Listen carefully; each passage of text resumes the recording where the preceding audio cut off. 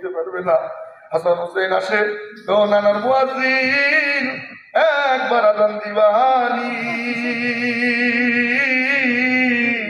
বেলাল কয় হাসান রে তুই অনুরোধ করছিস কেমনে ফেলাবো, তবে আমার একটা শর্ত আছে। ছোটবেলায় নবীজিরে দেখছি তোর পেটের মধ্যে নবীজি চুমা দিছে, যেই জায়গায় চুমা দিছে আমি বেলাল ওই জায়গায় অর্থাৎ তোর পেটের মধ্যে চুমা দিতে চাই। আল্লাহু আকবার। তো বেলাল হাসান হুসেনের পেটে চুমা দিয়ে নামাজ এইবার আজান দিতে দাঁড়ায়।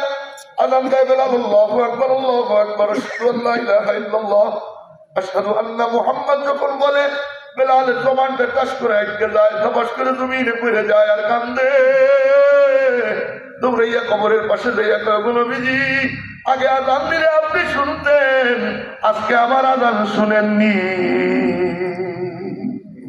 আগে আজান দিলে আপনি আসতেন, আজকে আপনি আসবেননি।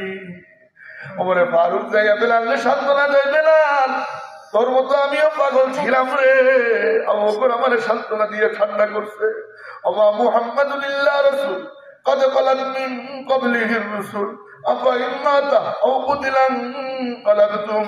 এই আয়াত যখন বেলাল এর সামনে ওমরে ফারুক তেলাওয়াত করে, এইবার বেলাল শান্ত হয়। এর আগ পর্যন্ত শুধু ছটফট ছটফট করে, এরপরে যে আজান শেষ করে ও মেরে মুহতারাম ভাইও আবার বেলাল মদিনা থেকে চলে যায়। মদিনায় বেলাল থাকে না। আশিক কারে কয় আমার নবীজি দোয়া করে গেছে যার কারণে ভূমিকম্প হয়, কিন্তু আমরা সমূলে ধ্বংস হব না। আল্লাহ আযাব দিবে কিন্তু সমূলে ধ্বংস করবে না। গুনার কারণে আমাদেরকে এক চাপা মাইরে ফেলবে না।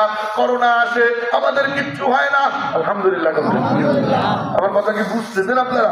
করোনা আসে ধাক্কা দেয়, ধ্বংস হয় না। ভূমিকম্পে ধাক্কা দেয়, মাঝে মাঝে পাক্কা আছে কিনা দেখায় কিন্তু ধ্বংস করে না। কয় কেন? কয় নবীজি দোয়া পেরে গেছে। আল্লাহু আকবার। তো যেই কথা বলতেছিলাম বলেন আমার সাথে, মালিক যা বলে